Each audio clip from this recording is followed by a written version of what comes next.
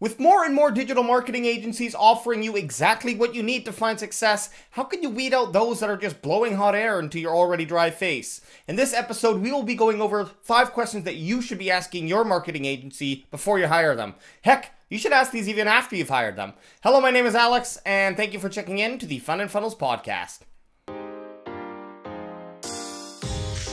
Welcome to the Wildish Network, where we like to mix entertainment with a little bit of information and just a dash of education. Make sure you subscribe to this channel so you don't miss any future Fun and Funnel episodes, and like this video if you liked it.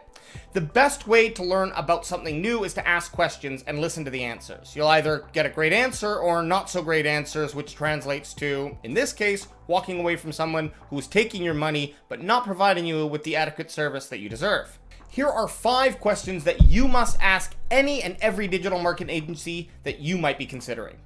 Question number 1, do you have any examples of your previous success? Depending on your goal, this might be easy to produce. Some agencies specify in lead generation, others in search engine optimization, and some just are really good at creating engagement on social media. If you're lucky, you can find a company like the one I work for, Agency Media, where we do everything under one roof. But if you don't have that option available, or maybe if you're only looking for help in one specific area of your digital marketing campaign, then getting some examples of the previous success that your potential marketing agency has experienced with current or past clients will help you verify that they have worked towards the goal you're asking them to help you achieve. Question number 2.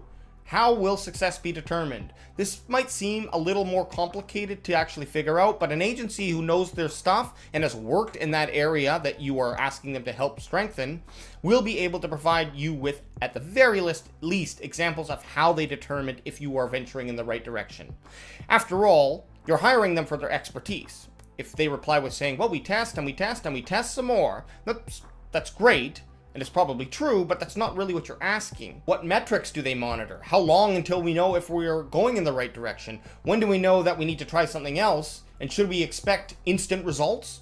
Again, I wouldn't expect the agency to be able to build out a complete plan of action without learning the audience and how the audience reacts to creative content, the landing page, etc.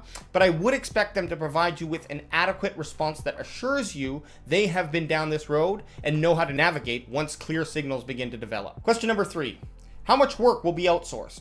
As mentioned above, working with an all-in-one, all-in-house, all-under-one-roof marketing agency will assure you that at the very least your priority within that company will remain consistent.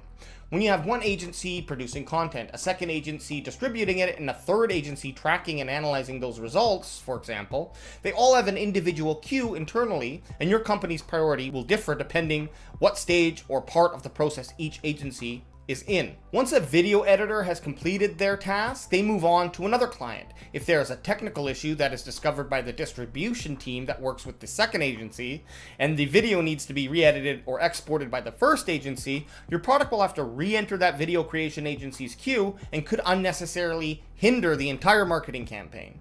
When content is produced, distributed, and analyzed under one roof, this issue can easily be corrected as the entire company is invested in that client and the all-in-one agency has no fingers to point at to pass the blame.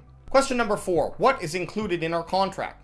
Even if you aren't sure what you should have, you should at least know what it is that you're paying for. I'm not suggesting that you get a list of X amount of videos, X amount of micro videos, X amount of display content pieces. Although if they provide you with that list, it's not a negative.